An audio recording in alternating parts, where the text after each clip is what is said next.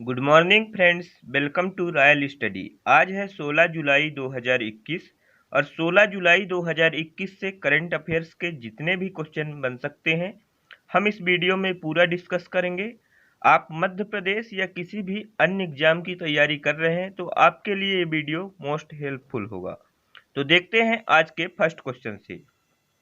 तो आज का फर्स्ट क्वेश्चन हो जाएगा, मध्य प्रदेश की पहली विश्व की दूसरी सोलर सिटी किसे बनाया जाएगा। ऑप्शन दिया गया है सांची, रायसेन, इंदौर, खजुराहो।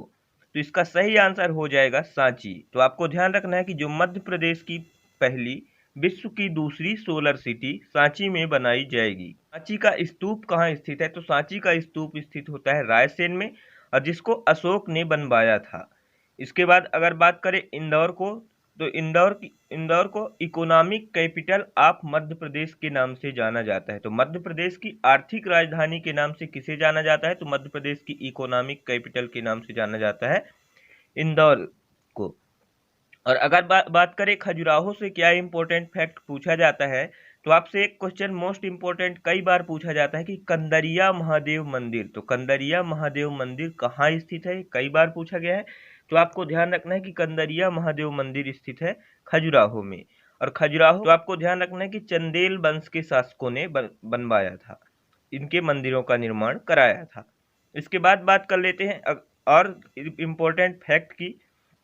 तो पहला सोलर सिटी उड़ीसा के कोणार्क में स्थित है। तो पहला सोलर सिटी कहाँ स्थित है? उड़ीसा के कोणार्क में। और उड़ीसा के कोणार्क मंदिर को क्या किस नाम से जाना जाता है? ब्लैक पगोड़ा नाम से जाना जाता है। तो आपको यहाँ से इतना क्वेश्चन याद रखना है। सोलर एनर्जी के ब्रांड एम्बेसडर हैं चेतन सिंह सोलंकी। और अगर बात करें सांची का स्तूप रायसेन में स्थित है और इसका निर्माण अशोक ने कराया था। तो आपको यहाँ से इतना क्वेश्चन याद रखना है। इसके बाद बात कर लेते हैं नेक्स्ट क्वेश्चन। तो नेक्स्ट क्वेश्चन देख लीजिए, नर्मदा की बहती धारा पर पहला फ्लोटिंग म्यूजियम कहाँ बनाए जा रहे हैं? ऑप्शन दिया गया है ओमकारेश्वर, जबलपुर, अमरकंटक, डिंडोरी। तो इसका सही आंसर हो जाएगा ओमकारेश्वर। तो आपको ध्यान रखना है कि नर्मदा की बहती धारा पर पहला फ्लोटिंग म्यूजियम ओमकारेश्वर में बनाया जाएगा। तो आपको यहाँ से ध्यान रखना है। और अगर ओमकारेश्वर से क्वेश्चन पूछे तो ओमकारेश्वर कहाँ स्थित है, तो आपको ध्यान रखना है कि ये खंडवा डिस्ट्रिक्ट में स्थित है। तो आप यहाँ से इतना क्वेश्चन याद रखेंगे कि ये खंडवा डिस्ट्रिक्ट में स्थित है। अगर बात करें जबलपुर से, तो जबलपुर से इंपॉर्टेंट क्वेश्चन पूछा जाता है कि ये किस नदी के किनारे स्थित है? तो आपको ध्यान रखना है कि ये नर्मदा नदी के किनारे स्थित है। और यहाँ पे क्या है? तो यहाँ पे धुआंधार वाटरफॉल, धुआंधार जलप्रपात कई बार पूछा गया है, तो आपको ध्यान रखना है। इसके बाद अगर बात करें अमरकंटक की, तो अमरकंटक नर्मदा नदी का उद्गम स्थल होता है जो कि अनूपपुर जिले में स्थित है। तो कई बार इसका जिला पूछा गया है, तो आपको ध्यान रखना है कि अनूपपुर जिले में स्थित है। और क्या सिर्फ नर्मदा नदी का उद्गम होता है अमरकंटक में? तो नहीं, दो नदियों का उद्गम होता है, नर्मदा और सोन नदी का। इसके बाद अगर बात कर लें डिंडोरी का, तो डिंडोरी एक मध्य प्रदेश का जिला है, तो यहाँ से ज़्यादा क्वेश्चन नहीं पूछा जाता। इसके बाद बात कर लेते हैं नेक्स्ट क्वेश्चन की, मध्य प्रदेश के टूरिज्म मंत्री। तो आपको यहाँ से इम्पोर्टेंट फैक्ट की बात करें तो मध्य प्रदेश के टूरिज्म मंत्री कौन है? सुश्री उषा ठाकुर। तो आपको यहाँ से इतना क्वेश्चन याद रखना है। और इसके बाद बात कर लें कि नर्मदा नदी की कुल लंबाई कितनी होती है? तो नर्मदा नदी की कुल लंबाई होती है 1312 किलोमीटर। तो आपको ध्यान रखना है। और नर्मदा नदी अमरकंटक से निकलकर अरब सागर के खंबात की खाड़ी में गिरती है। तो कई बार पूछा गया है कि नर्मदा नदी कहाँ गिरती है? तो आपको ध्यान रखना है कि ये अरब सागर के खंबात की खाड़ी में गिरती है, जो कि गुजरात में जाके गुजरात के बाद अरब सागर में गिर जाती है। इसके बाद बात करें कि नर्मदा नदी जो होती है, और नदियाँ जो होती है वो डेल्टा बनाती है, लेकिन नर्मदा और ताप्ती नदी, तो आपको ध्यान रखना है कि दो नदियां हैं जो कई बार पूछा गया है, वो एस्चुरी बनाती हैं। इसके बाद बात कर लेते हैं नेक्स्ट क्वेश्चन। तो नेक्स्ट क्वेश्चन देख लीजिएगा, नगर निगम द्वारा आयोजित Indore vaccination world drawing slogan प्रतियोगिता में प्रथम पुरस्कार जीता। ऑप्शन दिया गया है सुनील जायसवाल, असीम दुबे, अंकित मित्तल। इसका सही आंसर हो जाएगा सुनील जायसवाल। जो प्रथम पुरस्कार जीता है सुनील जायसवाल ने। और इन्होंने असीम दुबे ने सेकंड अवार्ड जीता है और अंकित मित्तल ने थर्ड अवार्ड जीता है। तो आपको ध्यान रखना है कि इन्होंने सेकंड और इन्होंने थर्ड अवार्ड जीता है। तो आपको यहाँ से इतना क्वेश्चन याद रखना है। इसके बाद बात कर लें कि स्लोगन क्या दिया गया था। तो स्लोगन है घर परिवार को अपनों को मुझे बचाना है, आज ही वैक्सीन लगवाना है। तो आप इनका स्लोगन याद रखेंगे। इसके बाद बात कर लेते हैं नेक्स्ट क्वेश्चन। तो नेक्स्ट क्वेश्चन देख लीजिएगा, इसरो अगस्त में जियो इमेजिंग सैटेलाइट किस अंतरिक्ष यान से लॉन्च करेगा। ऑप्शन दिया गया है GSLV F10, GSLV MK3, PSLV 1, इनमें से कोई नहीं। तो इसका सही आंसर हो जाएगा GSLV F10। तो आप ध्यान रखना है कि जो इसरो है वो जियो इमेजिंग सैटेलाइट GSLV F10 से लॉन्च करेगा। बात कर लेते हैं कि GSLV MK3 क्या है। तो GSLV MK3 जिसमें भारत में चंद्रयान 2 को लॉन्च किया गया था, जिसके लैंडर का नाम था विक्रम और रोवर का नाम था प्रज्ञान। तो आपको ध्यान रखना है कि यहाँ से क्वेश्चन बने। और अगर PSLV की फुल फॉर्म की बात करें तो PSLV का फुल फॉर्म होता है पोलर सैटेलाइट लॉन्च व्हीकल। तो आपसे कई बार पूछा गया है PSLV का फुल फॉर्म, तो आप ध्यान रखेंगे कि पोलर सैटेलाइट लॉन्च व्हीकल होता है PSLV का फुल फॉर्म। और अगर GSLV की फुल फॉर्म की बात करें तो GSLV का फुल फॉर्म होता है जियो सिंक्रोनस सैटेलाइट लॉन्च व्हीकल। तो आपको ध्यान रखना है कि जियो सिंक्रोनस सैटेलाइट लॉन्च व्हीकल। इसके बाद बात कर लेते हैं और इम्पोर्टेंट फैक्ट की इसरो से। तो इसरो का फुल फॉर्म पूछा जाता है कभी कभी आपसे, तो आपको ध्यान रखना है इंडियन स्पेस रिसर्च ऑर्गेनाइजेशन। स्थापना की बात करें तो 15 अगस्त 1969 को इसकी स्थापना हुई थी और इसका हेडक्वार्टर मुख्यालय बेंगलुरु में है और अध्यक्ष हैं के सिवान। अगर बात करें कि प्रथम अध्यक्ष कौन थे इसरो के, तो प्रथम अध्यक्ष थे विक्रम साराभाई। इसके बाद बात कर लेते हैं नेक्स्ट क्वेश्चन। तो नेक्स्ट क्वेश्चन देख लीजिएगा, भारत का पहला डॉल्फिन अनुसंधान केंद्र स्थापित होगा। ऑप्शन दिया गया है पटना, इंदौर, देहरादून, जयपुर। तो इसका सही आंसर हो जाएगा जो भारत का पहला डॉल्फिन अनुसंधान केंद्र पटना में स्थापित होगा। और पटना किस नदी के किनारे है पूछा जाता है, तो आपको ध्यान रखना है कि पटना गंगा नदी के किनारे है और ये डॉल्फिन अनुसंधान केंद्र गंगा के किनारे स्थापित होगा। अगर बात करें इंदौर, तो इंदौर किस नदी के किनारे है अगर पूछा जाए तो इंदौर खान नदी के किनारे है। तो आपको ध्यान रखना है इंदौर खान नदी के किनारे है और ये पटना जो होती है वो बिहार की राजधानी होती है। इसके बाद बात करें देहरादून की, तो देहरादून उत्तराखंड की कैपिटल होती है। और जयपुर, तो जयपुर की बात करें तो ये राजस्थान की कैपिटल है। और यहाँ से एक इम्पोर्टेंट क्वेश्चन बनता है कि पिंक सिटी के नाम से किसे जाना जाता है। तो आपको ध्यान रखना है कि पिंक सिटी के नाम से जाना जाता है जयपुर को। इसके बाद बात कर लेते हैं और यहाँ से क्या इम्पोर्टेंट फैक्ट बनता है। तो भारत का राष्ट्रीय जलीय जीव कौन है। तो भारत का राष्ट्रीय जलीय जीव है गंगा की डॉल्फिन। तो आपको इसमें इस वीडियो में करंट अफेयर्स के साथ साथ आपको स्टैटिक जीके भी कराया जाएगा, जो कि हर एग्जाम के लिए मोस्ट हेल्पफुल होंगे। इसके बाद बात कर लेते हैं नेक्स्ट क्वेश्चन। तो नेक्स्ट क्वेश्चन देख लीजिएगा, टोक्यो ओलंपिक का चीयर सॉन्ग हिंदुस्तानी वे लॉन्च किया।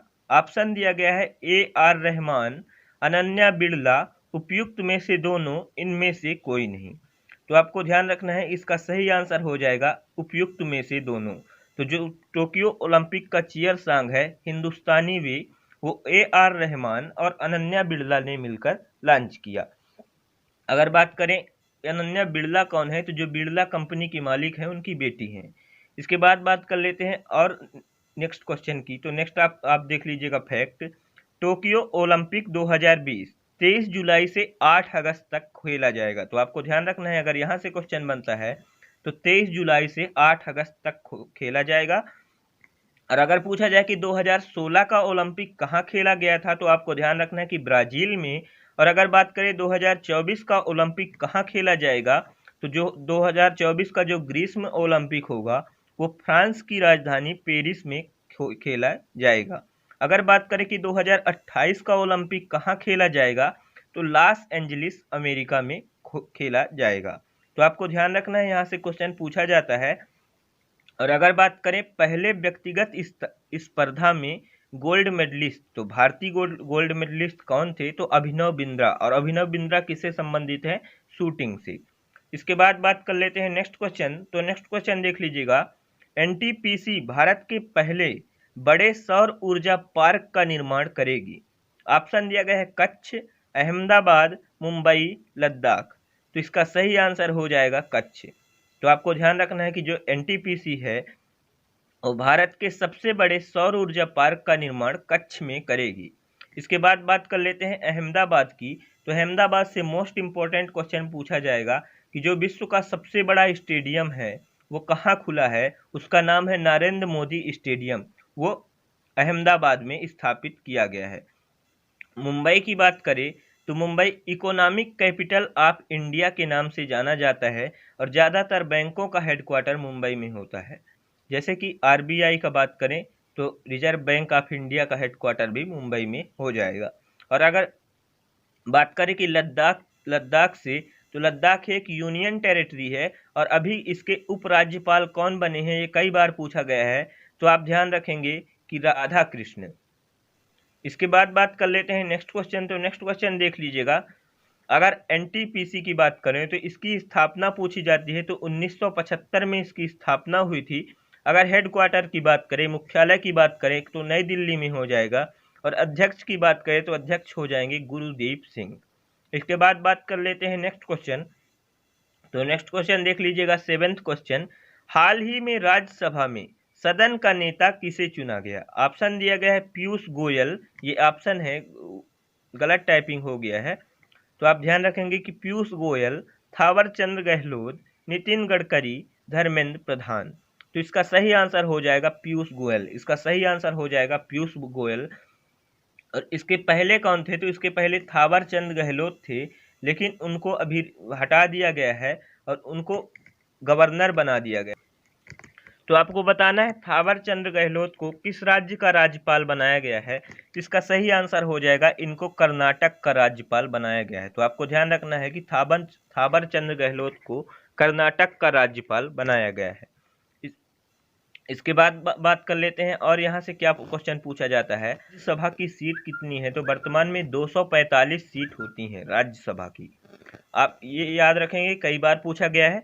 और 223 सदस्यों का चुनाव होता है और जो 12 सदस्य होते हैं वो तो एंग्लो इंडियन होते हैं। तो एंग्लो इंडियन का मतलब होता है कि इनको राष्ट्रपति के द्वारा नियुक्त किया जाता है। तो आपको ध्यान रखना है इनको प्रेसिडेंट के द्वारा नियुक्त किया जाता है। और अगर बात कर लें लोकसभा की, तो लोकसभा में कितनी सीटें हैं? तो लोकसभा में 552 सीटें हैं, जो कि 530 राज्य से चुन के आते हैं और 20 केंद्र शासित प्रदेश से। तो आपको ध्यान रखना है। और इसमें एंग्लो इंडियन की संख्या कई बार पूछी जाती है, तो आपको ध्यान रखना है कि लोकसभा में 2 एंग्लो इंडियन का प्रावधान है। और वर्तमान में अगर बात करें लोकसभा की सीट कितनी है, तो 545 है। तो आप यहाँ से इतना क्वेश्चन याद रखेंगे। इसके बाद बात कर लेते हैं नेक्स्ट क्वेश्चन, भारत किस देश में भीम यूपीआई सेवा शुरू करेगा? ऑप्शन दिया गया है भूटान, नेपाल, श्रीलंका, पाकिस्तान।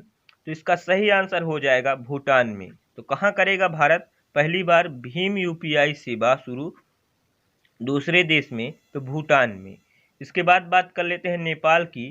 तो नेपाल से आप याद रखेंगे कि नेपाल की राजधानी हो जाती है काठमांडू। और नेपाल के अभी नए प्रधानमंत्री बने हैं, तो आपको कमेंट करके बताना है कि अभी नेपाल के प्रधानमंत्री कौन बने हैं। इसके बाद बात कर लेते हैं श्रीलंका की। तो श्रीलंका की कैपिटल हो जाती है श्री जयवर्धनेपुरम कोट्टे।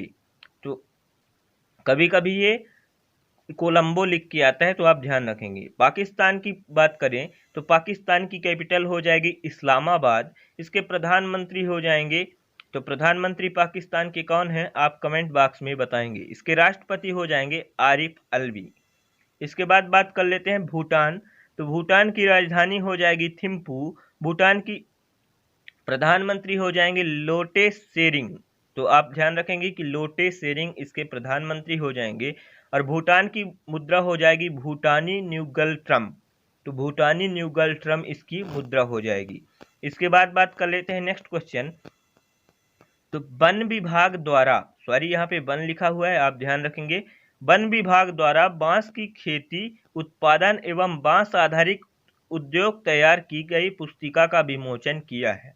ऑप्शन दिया गया है हरदीप सिंह डंग, शिवराज सिंह चौहान, नरोत्तम मिश्र, गिरीश गौतम। तो इसका सही आंसर हो जाएगा हरदीप सिंह डंग।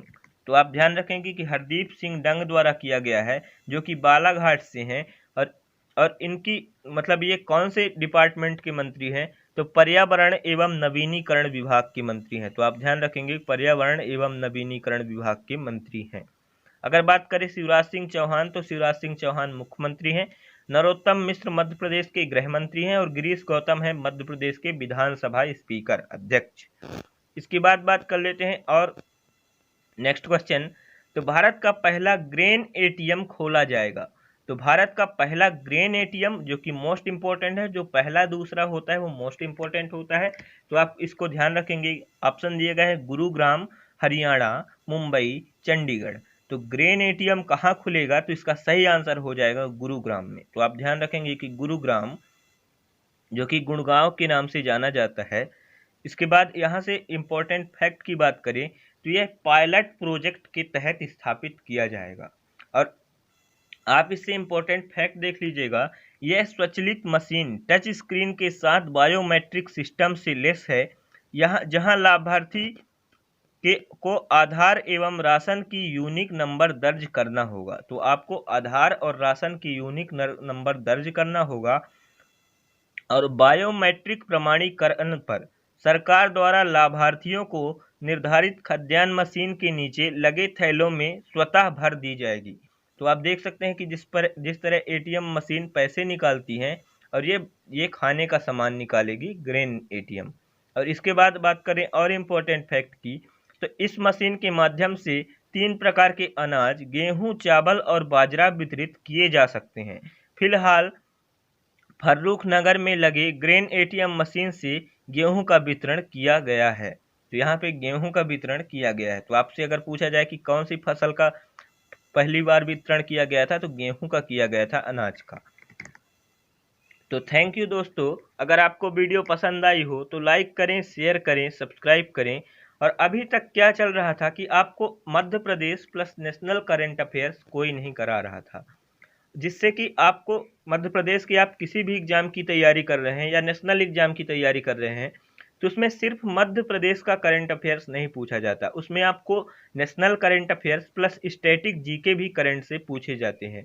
तो हम इसमें यही सब देखते हुए हमने एक नया सीरीज लॉन्च किया है, जिसमें आपको Madhya Pradesh current affairs plus national current affairs, फिर उससे संबंधित जितने भी स्टैटिक पोर्शन बन सकते हैं वो पूरा डिस्कस कराते हैं। तो आप डेली 7 बजे आ सकते हैं। थैंक यू, नमस्कार, जय हिंद।